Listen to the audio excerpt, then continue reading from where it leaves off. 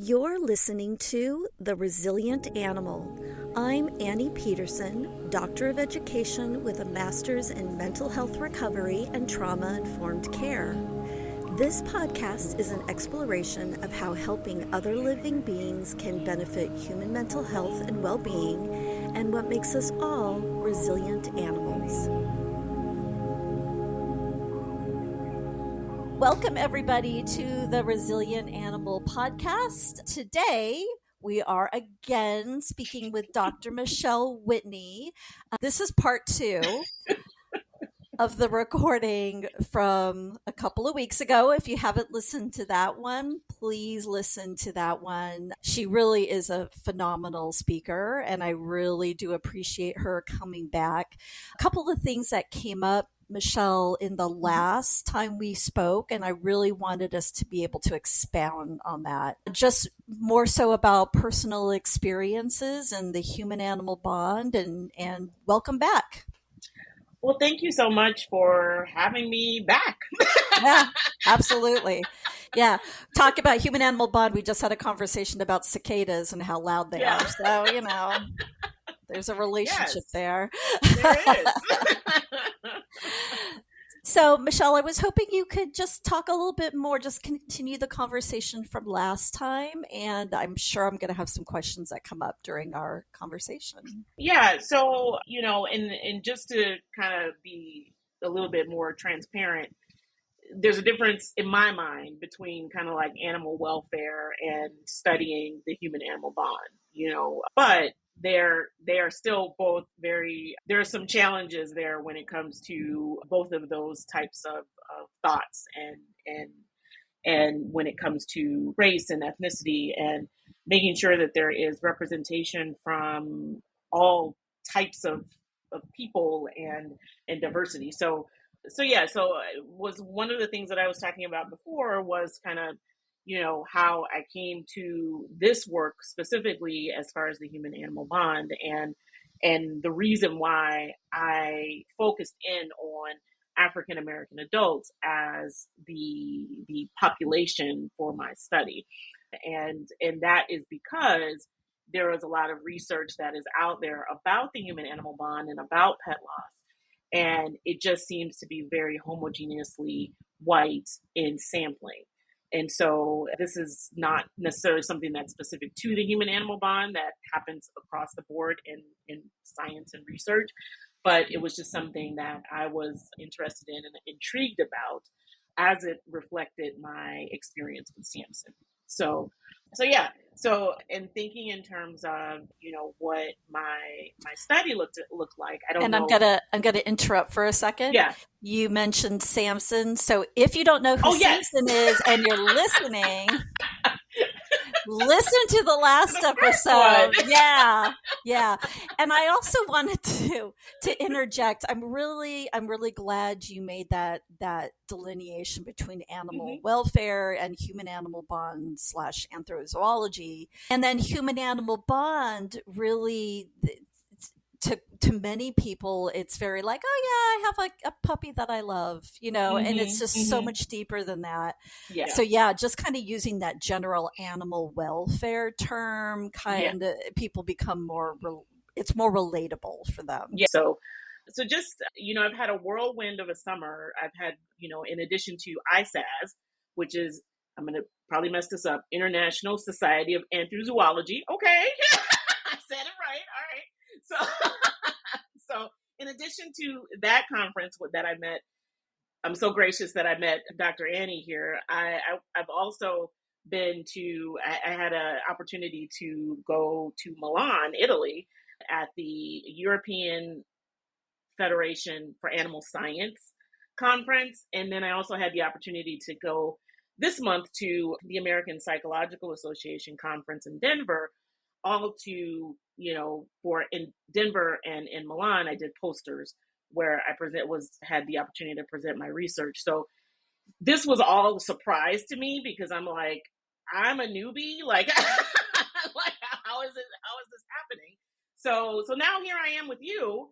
And so hopefully this will be interesting. But So just to talk a little bit about some of the name of my study was Understanding Grief Experiences of Pet Loss Among African Americans. And basically, it's centered around three key concepts.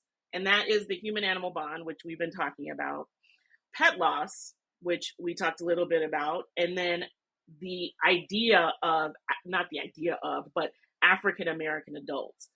And so, again, thinking in terms of the human animal bond, we all know that most of the way that it is experienced is through pet ownership. And then pet loss is definitely something that is profound, but what we call disenfranchised. And then the community of African American adults, research on the human animal bond, I talked about this before, has largely been overlooked when it comes to race and culture. And it really has been failing to account for cultural factors or socioeconomic factors. And so for this study, I chose to focus on African American adults in the United States as defined by the US Census Bureau's definition, which are individuals with partial or complete ancestry from Black racial groups originating from Africa. So I want to be clear on that because, again, thinking in terms of using that word homogeneous, sometimes we can get into, putting all Black folks in one, one pot as well.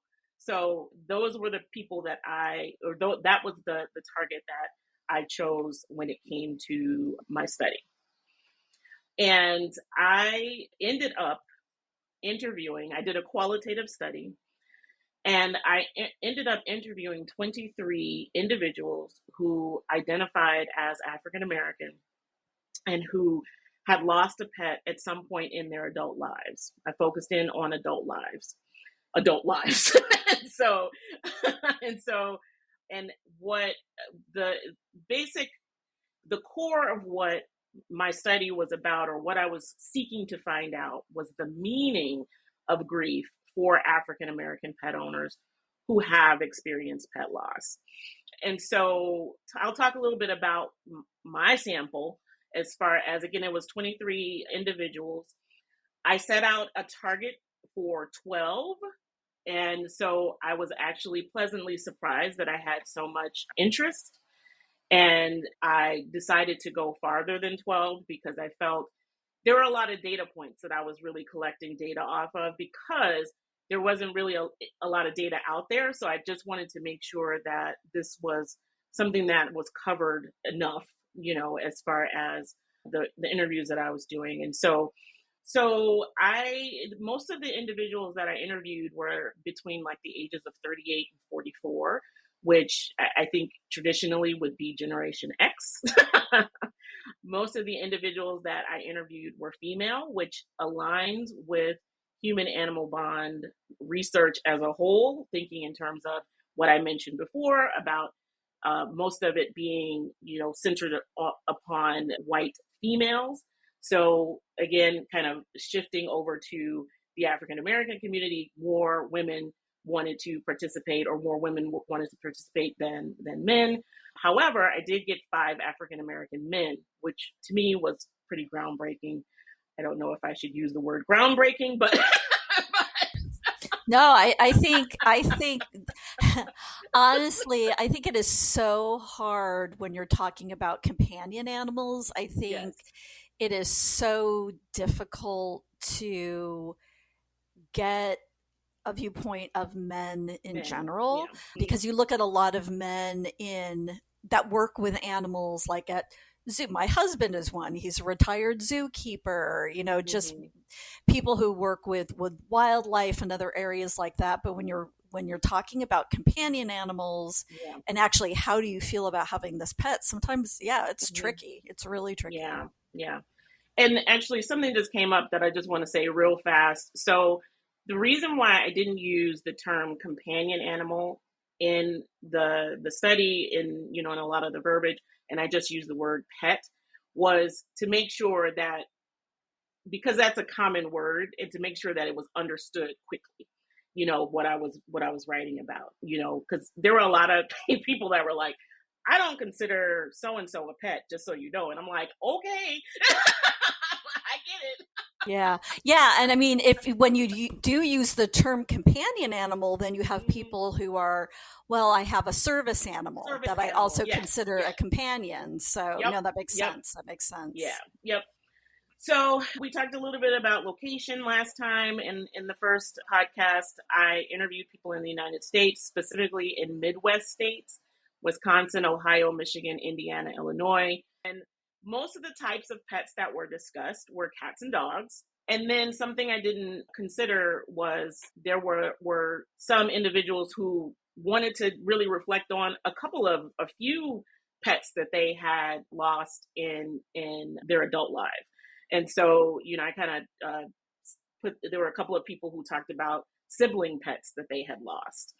And then there was one that was like a bearded dragon. I didn't even know what that was, but I thought it was interesting because again, we don't really talk a lot about the non-traditional type of pets. So it was a really interesting type of story. And then So, yeah, go ahead. I just want to ask you one thing before. Yeah. So, when you say sibling pets, do you mean, Yes. so can you just expound a little Yep. bit on that? So they were pets. It would have the situation was that they were two cats. So they Mm, were so the pet parents considered them siblings. got it. And Okay. in another situation, it was two dogs. So Okay. again, they were siblings, and they lost one, and then lost another one. One of the scenarios was really really challenging because they had lost both of them like within a month of each other. So Yeah. yeah. Yeah. Okay. Thank So you. yep, yep. So yeah. So that's that, and then so I also collected a little bit of information about like cause of death. Most of the individuals had made the decision to euthanize because of illness. No one, I don't think anyone had talked about euthanizing because of behavior, but it was mostly because of illness, and either that or it was just illness or natural causes that was the cause of death. And then the time since the loss. So that was where there were a lot of data points because from the time of the interview, there were multiple times of loss that people were reflecting on. So there was someone who had lost their pet like less than 6 months from the time that they were interviewed. And then there were some that I talked to where the loss had occurred more than 10 years ago.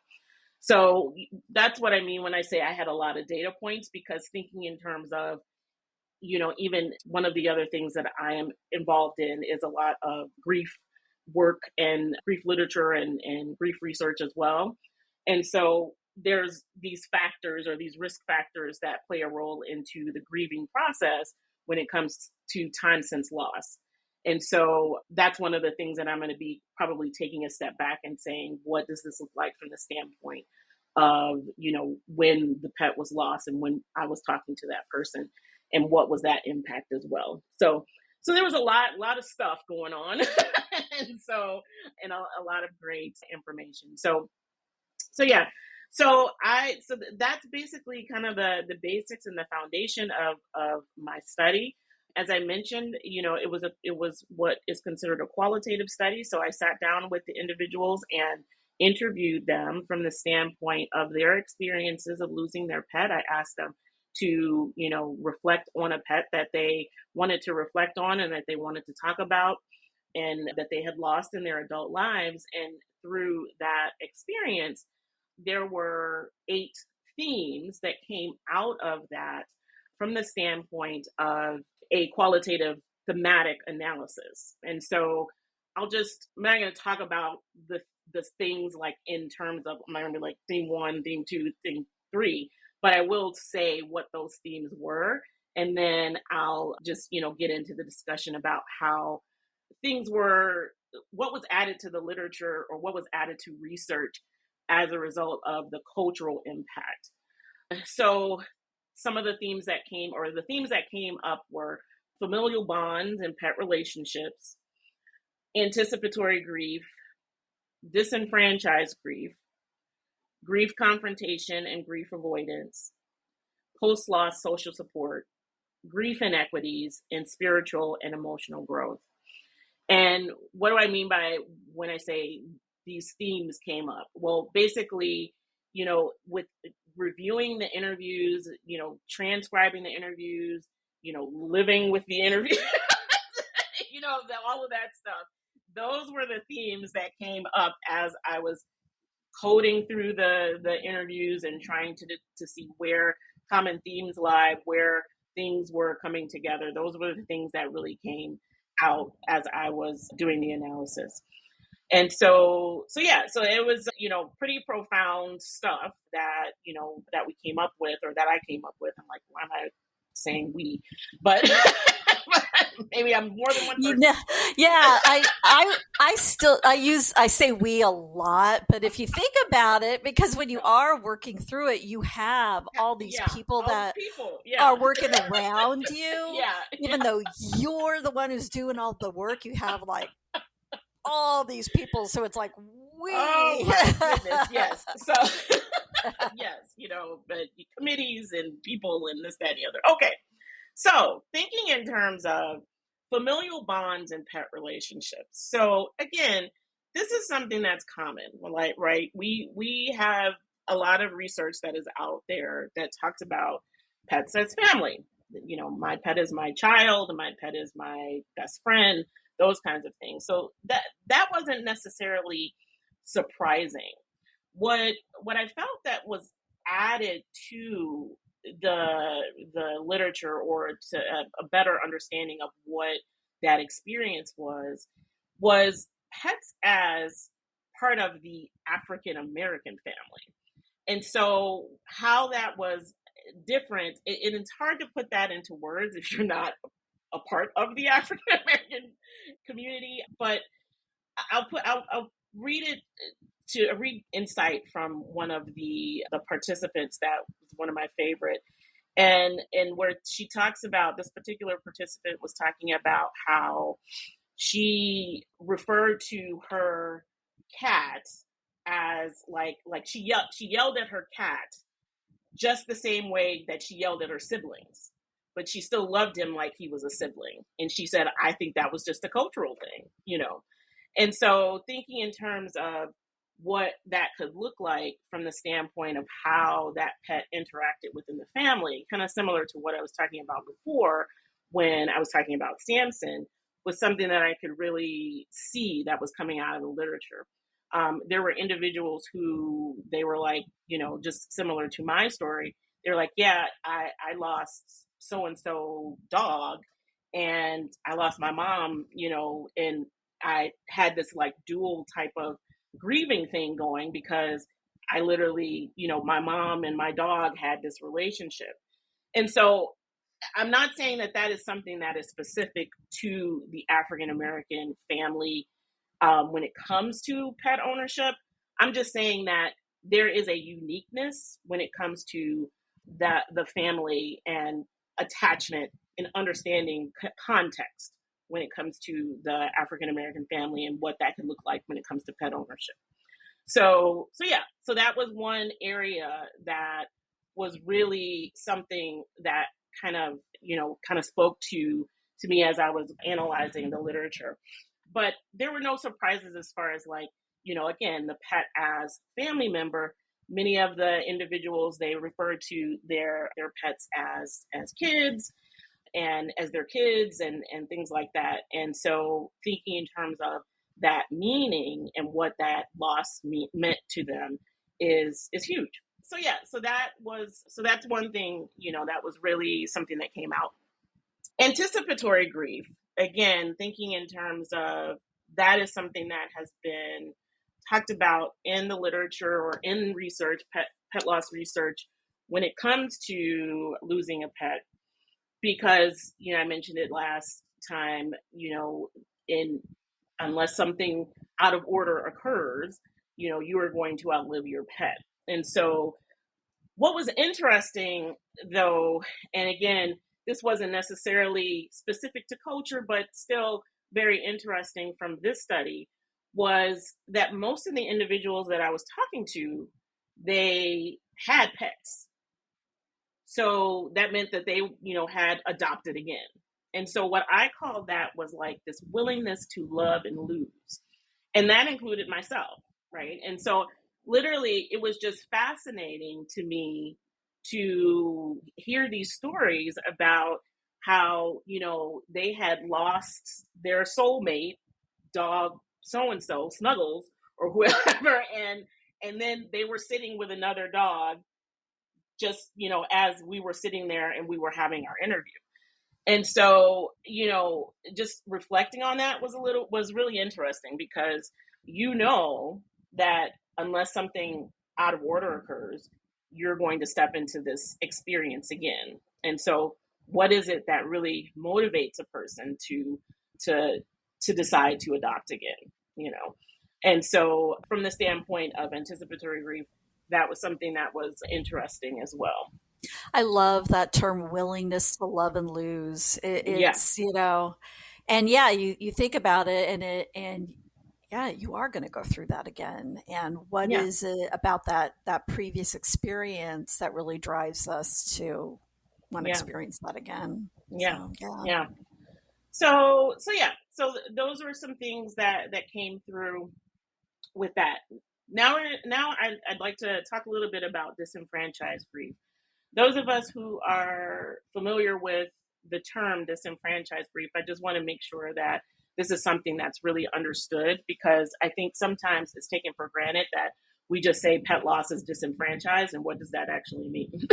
And so disenfranchised grief, at the core, that means that there is an empathic failure. So an empathic failure among a person's support system to recognize that someone has a right to grieve. And so that is why it's so impactful, because I may have lost my mother, and I have a whole community that's coming around me and supporting me, and it's saying that I have a right to grieve, and I got time off at work and this, that, and the other. But for my pet, it's not the same. But it was the impact that of me losing that animal is comparable in many cases, to losing a human. So that is what disenfranchised grief is. It's an empathic failure among an individual support system. And so the interesting things, now again, previous literature has found that pet loss is a disenfranchised grief. But the interesting things that came out from my study from a cultural standpoint, there are a couple of things. One of them was an actual stigma of certain types of pets owned within the African American community. So one of the things that I had no idea, this was groundbreaking for me, was that there, among some African Americans, there was a stigma about cats and cat ownership. And I had no clue that this existed. And that's one of the things where that's one of the things where you as a researcher, you have to be like, literally, because I could have been like, oh no. Like, what? I had to be curious. Yeah. Tell me more.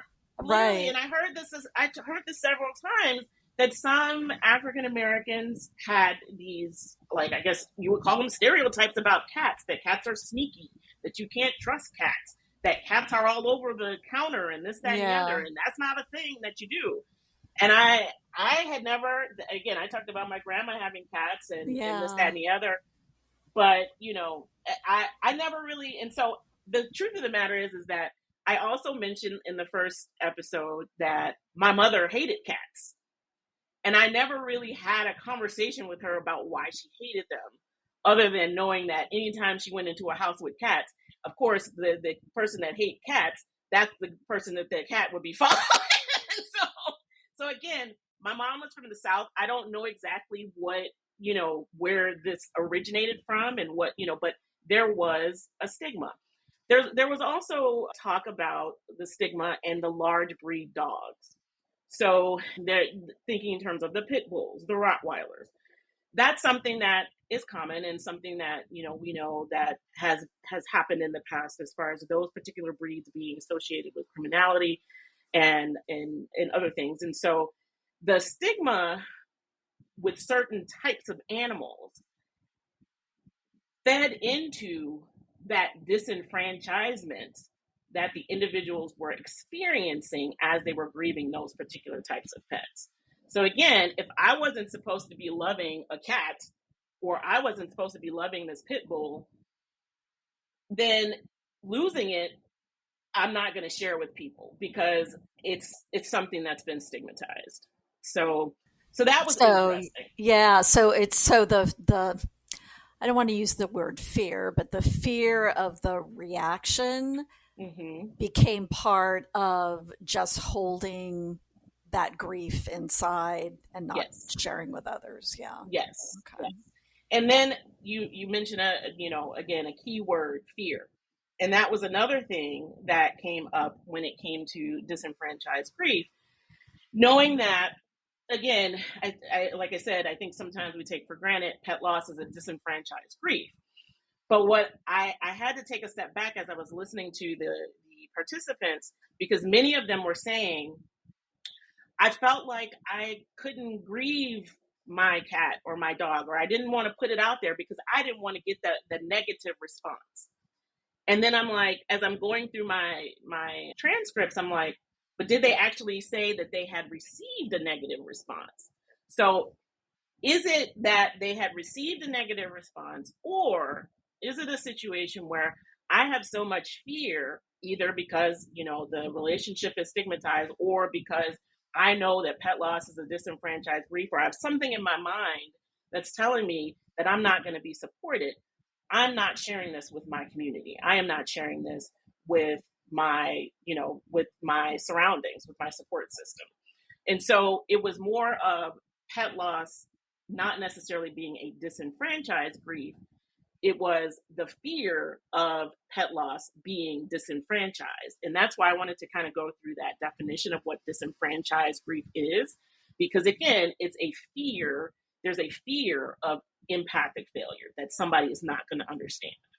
So that was something that was interesting that came through as well. Yeah, that's so interesting, and it's just in general, fear messes us up, it just does.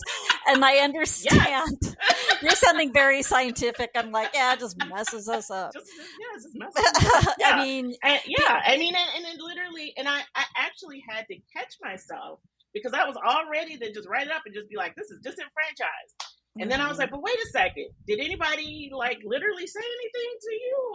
Yeah. Yeah. Or you just, afraid of that. I mean, and I understand.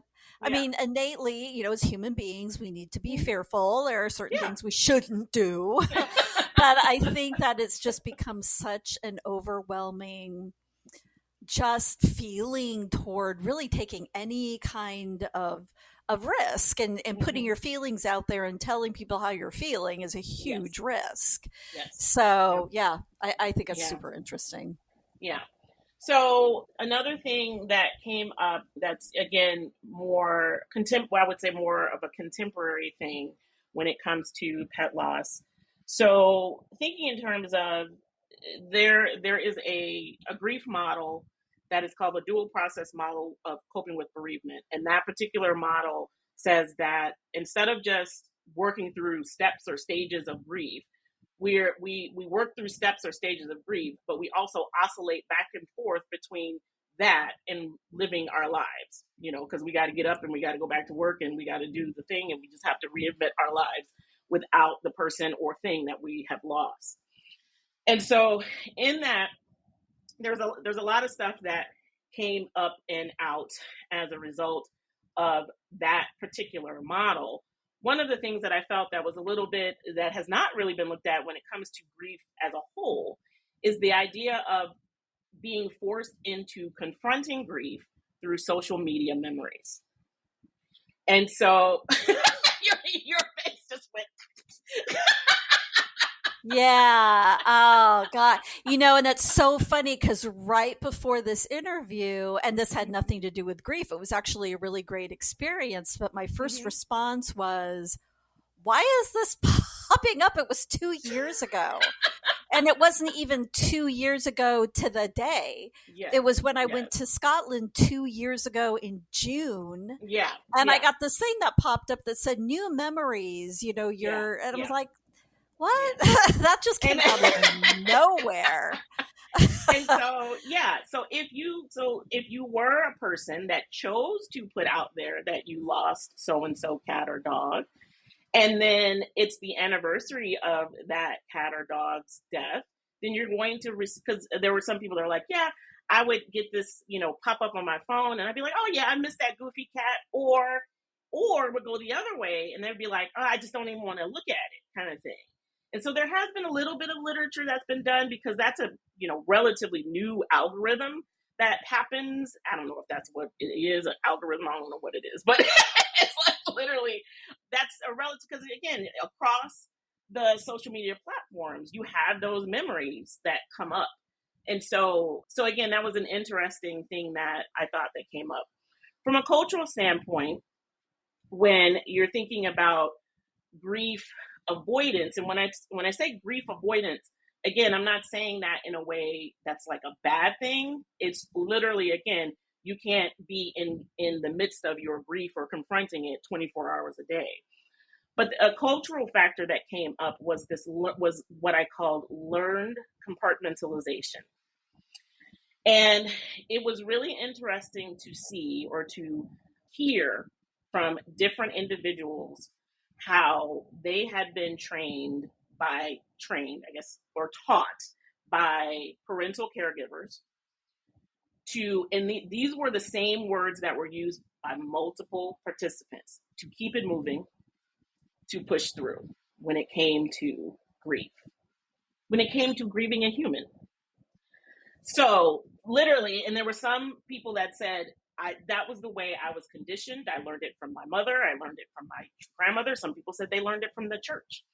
So it literally was one of those things that I had to acknowledge that was a big theme in processing grief from the standpoint of avoidance. Now, does that mean that it's healthy? That's a whole nother podcast. But that is one of those things that was really interesting from the standpoint of, if I, as an African American within the community, have been taught to push through, keep it moving, repress, I think that was another thing, and just keep it moving when it comes to the loss of a human. What, again, are these people surrounding me going to think about if I am just torn up and I got to go to therapy because of my cat? And literally people would say that to me. So yeah. So I'm curious, something that just popped up. So while you were saying that, I think I mentioned my father died when I was relatively young. And so, and it was unexpected. And there was, my mom heard all of those things, you have to do this you got to move forward for your kids and all this other thing. Yeah. So the people that you spoke with who were really experiencing profound grief, did they have children? And this just kind of popped up into my brain, because a lot of the people that I work with and that I'm around are very much like myself, where we chose not to have kids because we wanted to give, we felt fulfilled with that, with having animals in our lives. And so, and I'm not speaking for everybody, but I would say that most of the people that I have worked with over the years that have chosen not to have children, that is why. Yeah. So you may or may not know this, but the folks that you were talking to, did they still have that really profound, deeply felt grief, even though they had kids? And that's not to say that. Yeah, no. And that is a great question. And again, for another podcast, but it was a mix. It was a mix. There were some that, again, they mentioned that they had to keep it moving because they had other things to do to take care of their kids and their family. there were others that felt like they had to keep it moving because that was what was expected of them with their community, or again, something that, and again, this is another podcast, or something that they had learned within the African American church. And so thinking in terms of, and that's why I say it was so many data points, because it literally was just like, there was a lot there that, when it comes to descriptors, what family makeup looked like, whether or not they were childless, whether or not they were single, whether or not, they were coupled, that kind of thing. So for every one question answered, there were like 25 more that were created. And I'm telling you, and that's what, again, that I had got some advice from a very experienced researcher before I started my study, and she was like, Michele, you're going to have a lot of data points. And I was like, and I didn't know until I knew. Yeah, it's not telling you. Start asking questions. No. The more information, the better. It's taking like so much information and having to wheedle it down so you can graduate. Yeah. So learn compartmentalization. Again, specifically in the reflection of the African American community, many people said things such as, again, we see so much hurt and death and things like that, and we just train ourselves to just keep it moving. And so, again, I'm not saying that this is not something that other cultures don't learn, but there is a unique aspect as it related to African Americans. And so I started talking a little bit about this in the first episode. And that is this idea of transitioning bonds, something that I actually came up with as I was doing the study from the standpoint of a sub-theme when it came to how is a person, again, avoiding or confronting their grief. And I was talking about continuing bonds as something that was in the grief literature. Again, you see pictures up on my thing, looking at pictures and when it comes to pets, keeping the ashes and things like that. And what I there were individuals that chose to do that, but then there were individuals who were very, very clear about letting those things go. And so, again, this is a qualitative study, not, there are no causation in this, that, but I made the conclusion that some of that may have had to do with the learned compartmentalization, because, again, if I am, sitting around and I'm looking at pictures and I'm just, ruminating in this loss, I'm not keeping it moving. So that was something that was a little bit interesting to me, because many people were like, no, I did not get the ashes. And my follow-up question would be, did you regret that? And they were like, no, And then there were some who, did get the ashes and who even did some burials and things like that. But it was interesting that I asked a question about, did you ever feel like you felt like you could have a service for your pet? One of the things that is common in the African American community, and this is something that you can read in the literature, not just take from my experience, but the funeral is thought to be a big celebration, a homegoing, a thing where you have a lot of people come and bring food and all kinds of stuff. Like, again, it's a thing. And so I found that it was really interesting that many of the individuals that I spoke to, when I asked them, did you think about having a service for your pet? They were like, absolutely not, because of that disenfranchisement. But yet this pet was part of their family. So again, it was just one of those things where it was just like, there are a lot of things there that I think people we just take for granted that, again, if this pet is part of my family, they're part of my African American family, but yet I can't say goodbye to them in the same way that I say goodbye to someone in my community or someone who is related to me. So, yeah. And some of the people that I spoke to in my study, I was the first person that they had spoken to about how they felt about the loss of their pet. And some of it, and again, thinking in terms of some of the other data that I shared, some of them had lost their pet more than 10 years ago. And so, so that was interesting. And, again, and I think it all goes back to that disenfranchisement, or that fear of disenfranchisement, because, it also extends to work. I know when I lost Samson for various reasons, I had a friend that worked, a really good friend. She's still a really good friend who was an animal person, who happened to be white, who I felt very comfortable sharing that with. And there were specific people at the job that I told her to tell, because I knew that they were quote unquote animal people, or they understood the meaning of that relationship.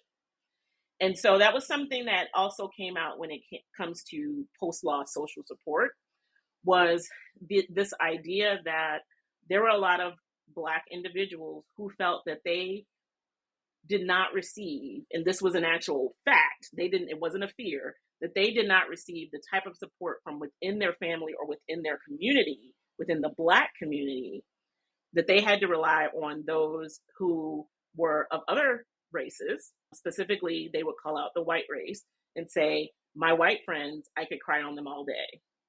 My Black friends, I could not. And so that was something that I actually could relate to, because I had that same type of experience. And so, it was, when it comes to post-loss social support, like what happens after that? And so it was really very, very telling when it came to a cultural standpoint. Yeah. Right.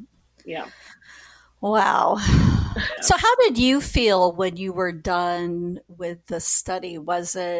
I'm just curious how it felt for you to talk to these people and all these different experiences, and and what they shared with you. It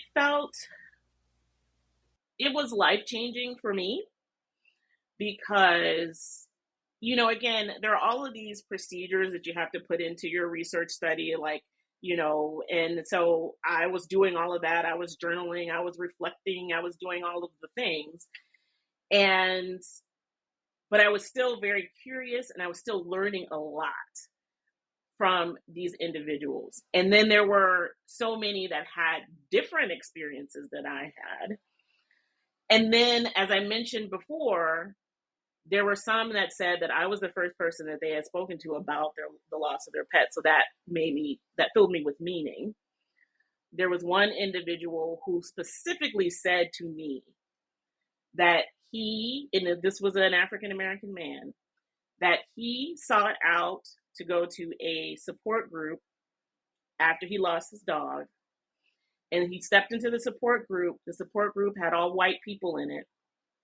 He shared his story, and he never returned, because he didn't understand that people that looked like him actually had this experience until he talked to me. And so that was profound. Again, when I say life-changing, that was really life-changing for me. Yeah. And so you gave credibility to his feelings. You really was able to honor that he felt that way. Yes. And that's one of the things I talked about in the first episode, I talked about representation.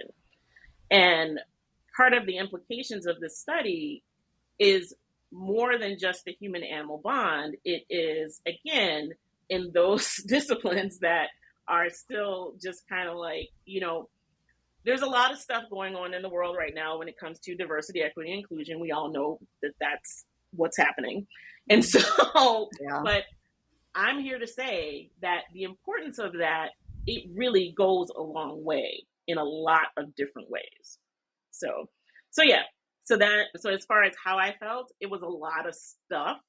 In addition to that, I had put my, feelings about having put Samson down and all of that into a box during that time. And it was definitely hard for me to not, have a few moments myself when I was talking to people, and they would tear up, and things like that. So yeah, it was a life changing experience, other than going through the process of doing a doctorate, but Right. but just in interviewing the individuals who sat down with me. Yeah. And I think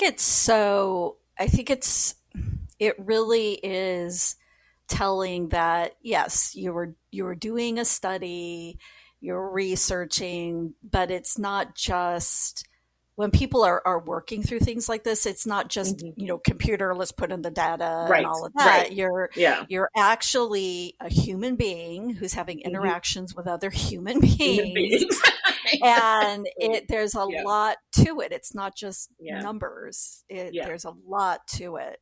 So i'm Yes. Yes. i'm i'm happy that you were able to give that Yeah.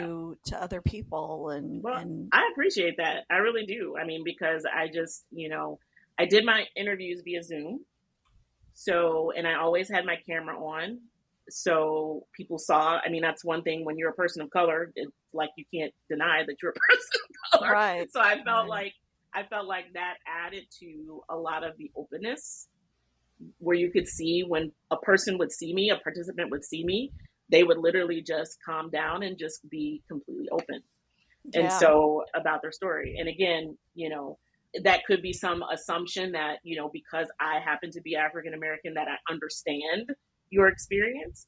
And so again, representation is really important in a lot of different ways. So the one theme that I want to close with is this idea of the emotional transformation, that in the spiritual type of thing that many of the participants talked about. And that is something that, again, has been found in the literature.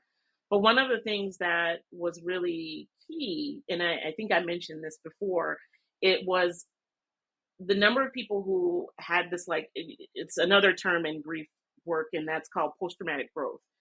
And a lot of individuals were like, you know, that they began to view their animals as not just the animal is giving me the experience of the human animal bond, that I am giving them the experience, and that their animals were actual spiritual beings.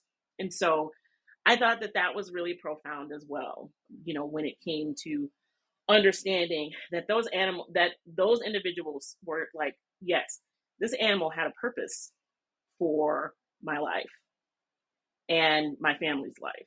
And so I don't think that that's really been explored in that way, at this point. So yeah, I just wanted yeah. to leave you with that.